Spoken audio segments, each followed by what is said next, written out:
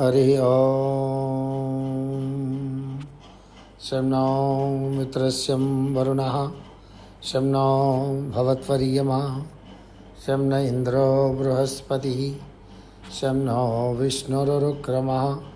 नमो ब्रह्मणे नमस्ते वायो त्वमेव प्रत्यक्षं ब्रह्मासि त्वामेव प्रत्यक्षं ब्रह्म वदिष्यामि ऋतं वदिष्यामि सत्यं वदिष्यामि तन्मामवतु तद्वक्तारमवतु अवतु माम् अवतु वक्तारम्। ॐ शान्ति शान्ति शान्तिः। Now we are going to lessons 121 and 122, the most important lessons. In the previous lecture, we discussed about the two seeds, Vasishtha and Agastya. Vasishtha is the Deva of the supracosmic plane who is working through sign Leo. Agastya is the Deva of cosmic plane who is working through the sign Aquarius. Master mentioned them as Devas in one context and as seeds in another context. The reason will be explained later. These two seeds preside over the spiritual dwellers of their respective planes. How to understand this? On their respective planes means in the evolution, when someone reaches that state of spiritual level, then only they will be able to understand about these seeds. We have to understand one more thing here.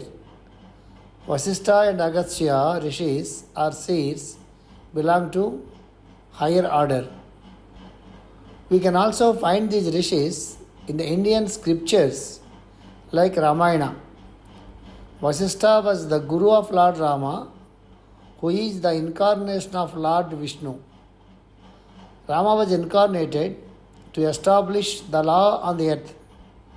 Lord Rama's incarnation descended long before Lord Krishna's incarnation. We can also find sage Agastya in the same scripture, Ramayana. Agastya appeared before Rama when Rama was in deep trouble in the battle with Ravana. He initiated Rama with sun mantra and made Rama to win the war. Even now in India, when somebody is in deep troubles, either in their health or work, or mainly when someone is suffering with continuous failures in their attempts, we give sun mantra to them and finally focus on meditation. This is the place of Agastya in Ramayana and in the life of Lord Sri Rama. Here, we have to understand one important thing. When these two sages are working in the cosmic and supracosmic levels as Devas, how they came to earth to guide Rama and other kings. It is a phenomenon in the creation.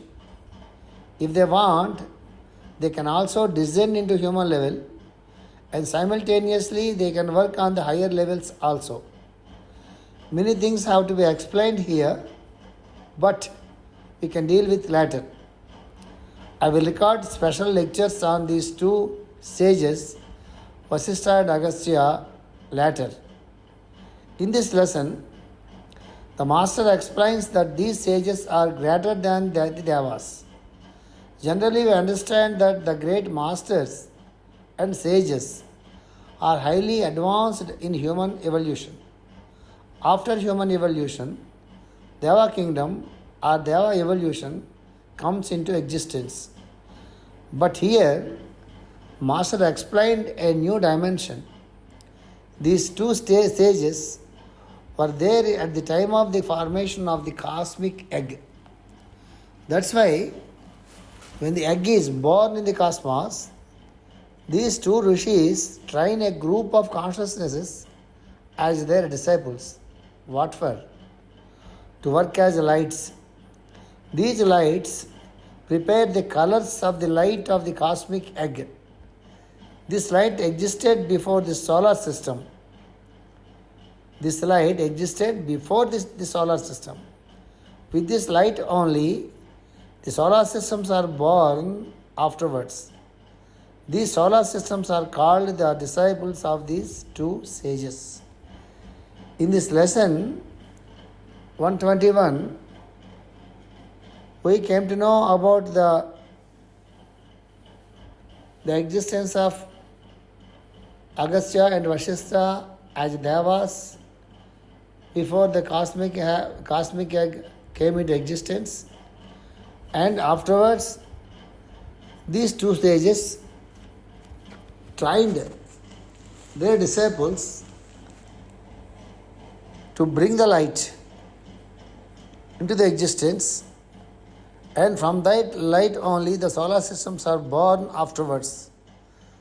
So these are the things Master explained in the lesson 121. Now we are going to the lesson 122. First, let us understand who is a seer, or who is a sage, or who is a rishi. The seer, the rishi and the sage were used for the great masters in the modern terminology, but there is a slight difference between a sage and a seer and a rishi. It is a technical issue.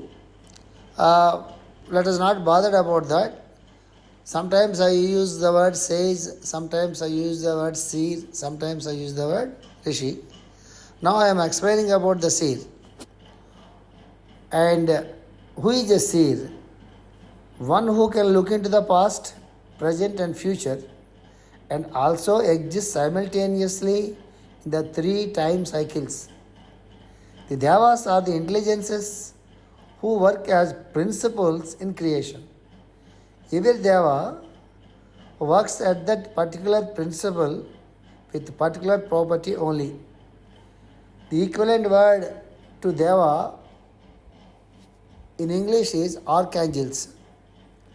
So, every deva works at that principle with that particular property only. Fire works as fire only, but not as water. If you understand devas as living beings, we cannot understand this phenomenon of the creation.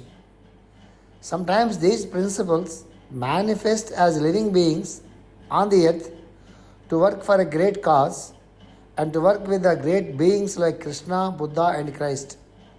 Actually it happened in their lives. If you read Mahabhagavata or Mahabharata, the Indian scriptures, you will understand how the devas are born on this earth to work with Rama and to work with Krishna also. When we come to the sages or seers or rishis, many times they take birth on the physical plane to guide the humanity in all levels. Sometimes they guide the incarnates also. This is what I explained. When Rama was coming to the earth as an incarnate, and so many devas, they were born on the earth to help Rama in his mission. Same thing happened in the life of Lord Krishna also. Already I explained about that. Sometimes they guide their incarnates also. They work with them until the purpose is fulfilled. We can name many sages in this order: Narada, Parasara, Vedavyasa, Maitreya, Bharadvaja, Yajnavalkya, Vishwamitra, and many other rishis.